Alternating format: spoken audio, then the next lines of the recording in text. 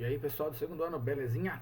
Tá? Tô aqui pra gente poder conversar um pouquinho sobre troca de calor em sistemas isolados, tá? Que esse é o assunto da aula 13. E esse assunto demanda uma lembrança que a gente vai ter, bati na tela do note aqui, chacoalhou tudo, dos assuntos das aulas anteriores, tá legal? Então vamos parar com essa cena, passar para essa aqui, ó, vamos conversar sobre esse assunto.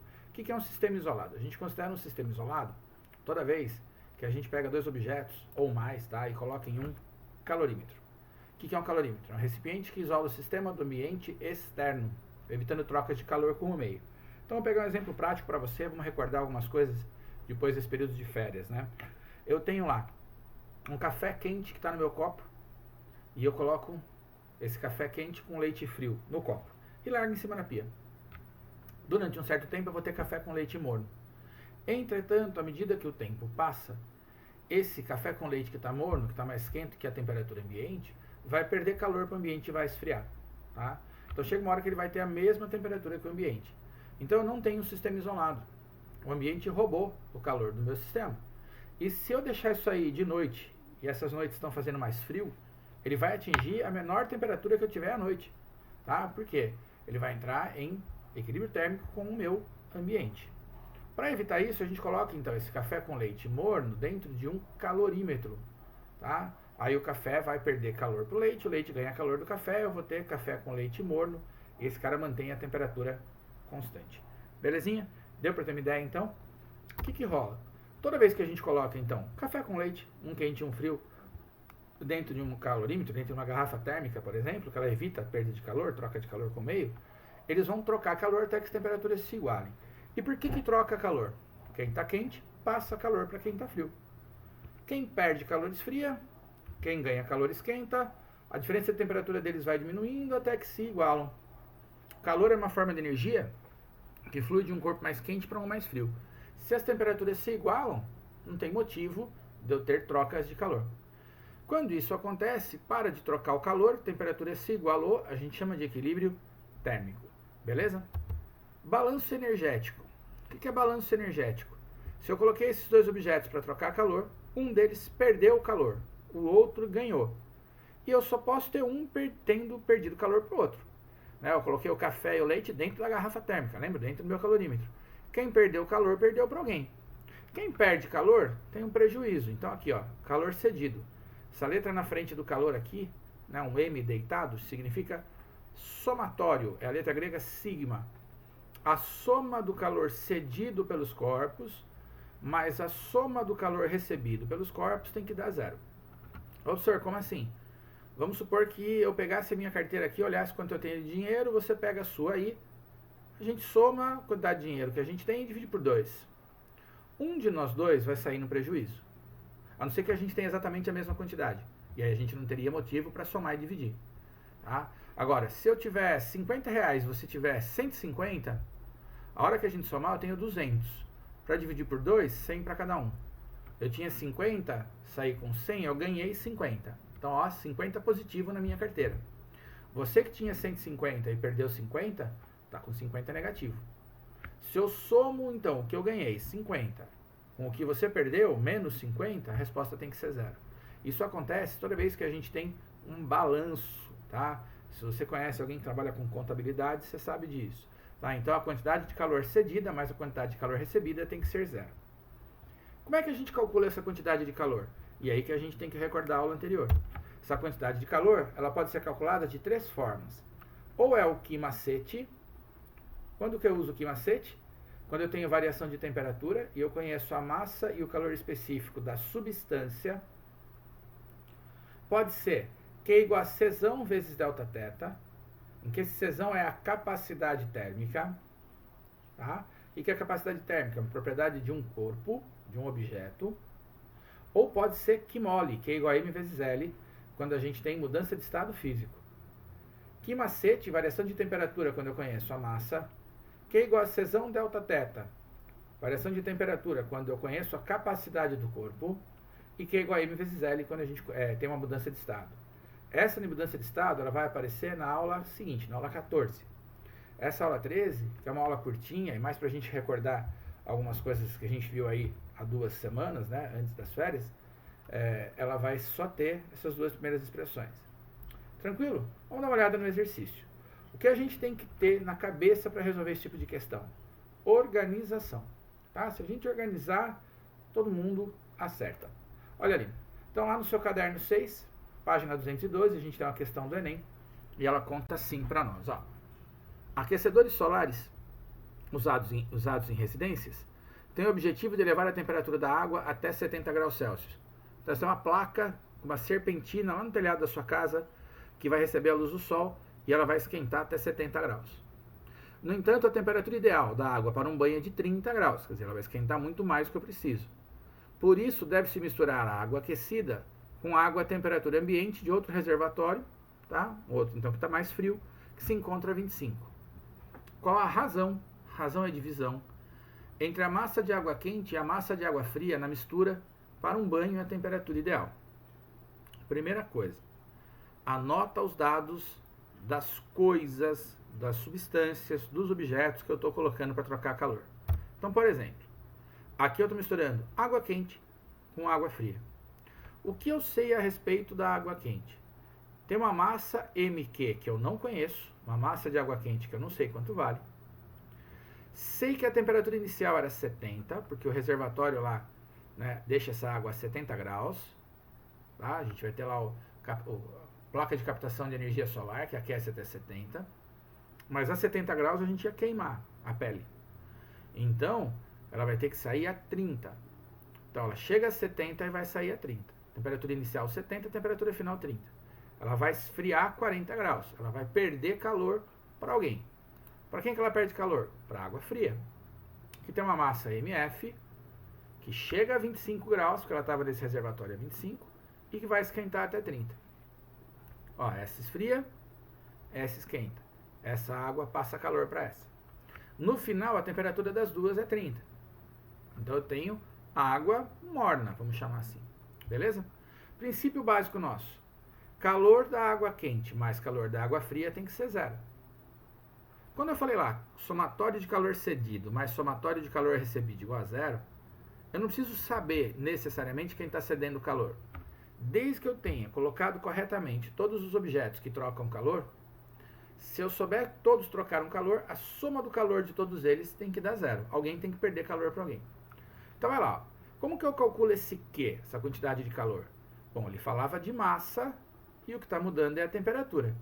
Ué, então este Q aqui eu vou trocar pelo Q macete, ó. Q água quente, Q aqui, Q da água quente vai ser MC delta teta para água quente, mais Q da água fria, MC delta teta para água fria. Se fosse mudança de estado, era ML.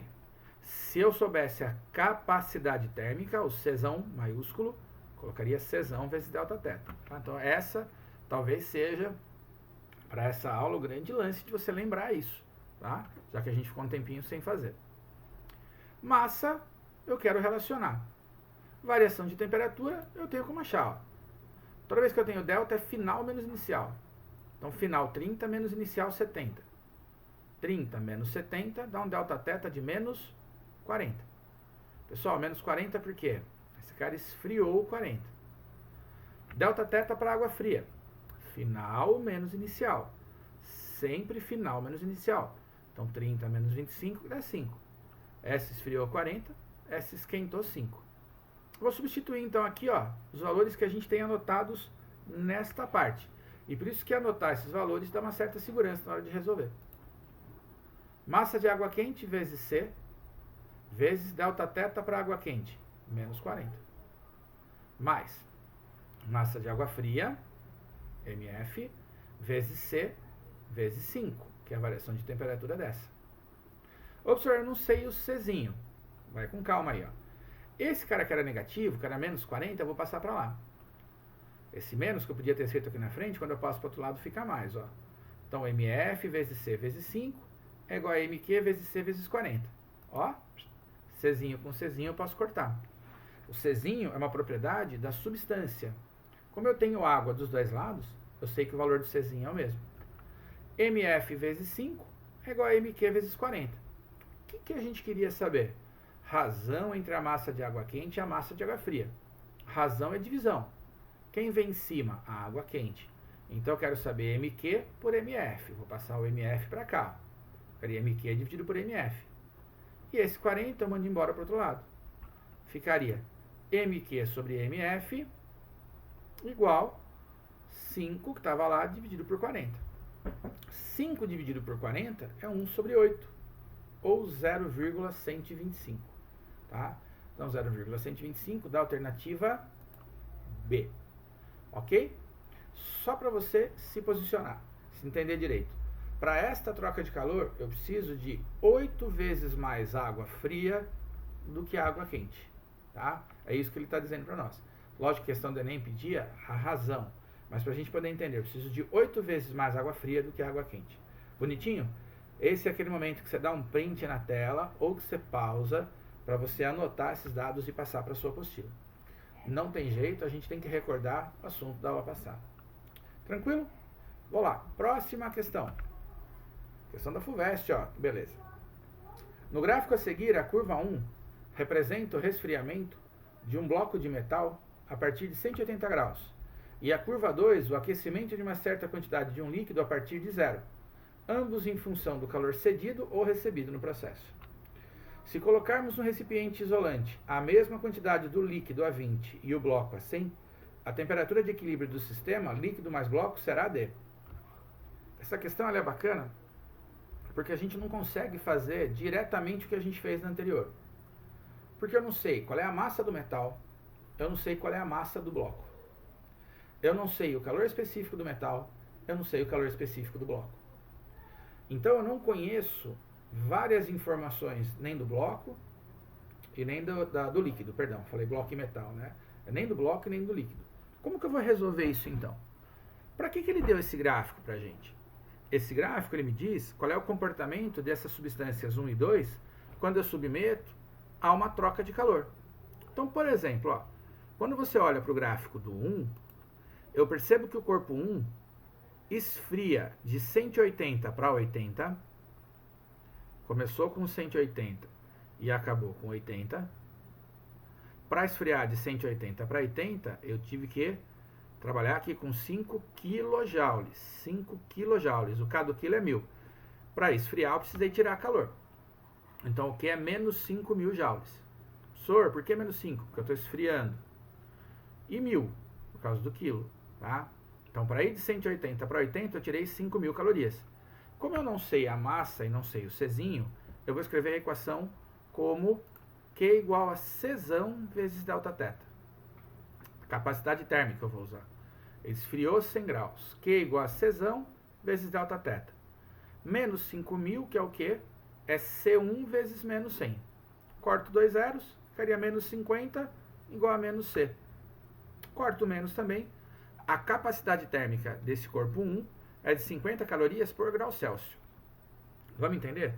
A capacidade térmica me diz quantas calorias eu preciso tirar deste objeto, desta porção, desta quantidade, seja de líquido ou seja de metal. No caso aqui é de metal, né? O 1 é o metal. Para este cara, a cada 50 calorias que eu dou ou tiro, varia 1 grau Celsius. Por isso que ele me deu o gráfico. Para o corpo 2, ele vai sair de 0 e vai até 60 graus quando eu dou 9 kJ. Bom, esquentou, então o calor é positivo, ele ganhou. Temperatura inicial é 0, temperatura final é 60. Ganhou 9.000 joules e esquentou 60 graus. Então, o Δθ, 60 graus Celsius. Q igual a C2 vezes Δθ. 9.000, C2 vezes 60. Se eu simplificar, C2 é 150 calorias por grau Celsius. O que eu fiz aqui? Ó? Eu determinei duas características dos objetos. Observe, mas o que ele pediu está aqui. Ó. Se eu pegar o líquido e pegar o bloco, um a 20 e o outro a 100, colocar os dois em contato, qual vai ser a temperatura de equilíbrio? Ué, e aqui no gráfico estava 100, 180, 0, 60. Então, o gráfico serviu só para a gente identificar esses valores aqui de Czão. Ó. Foi para isso que ele deu o gráfico. Questão da FUVEST, né, bonitão? Tá? Ele podia ter me dado esse valor direto, mas não deu. A nossa troca de calor só começa agora.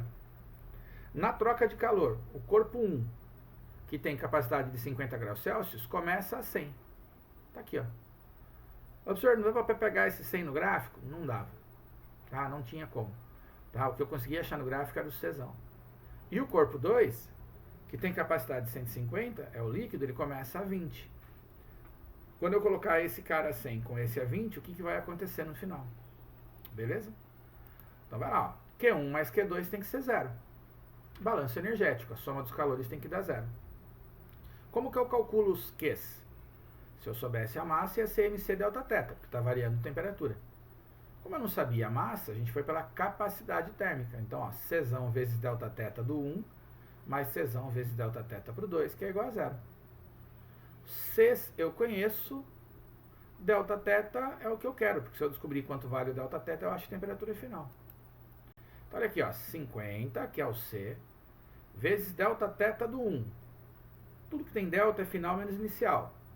Então, θ menos 100. Tá claro, gente? Aqui em cima a gente fez as mesmas coisas, no anterior a gente fez a mesma coisa.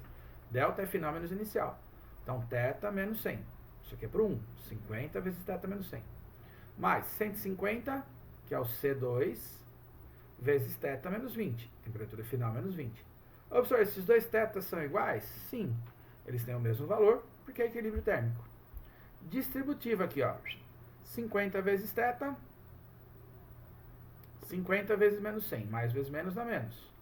50 vezes 100, 5.000. 150 vezes θ, 150 θ. 150 vezes 20, mais vezes menos dá menos. 150 vezes 20, menos 3.000. Ó, 50 θ e 150 θ, 200 θ. Tá aqui. Menos 5.000, menos 3.000, dá menos 8.000. Que passando para o lado de lá, ficaria positivo. E aí? Então, 200 θ é igual a 8.000. Corta dois zeros, 2 θ é igual a 80. Mando 2 dividindo. θ 80 por 2, θ dá 40. Cuja alternativa é C.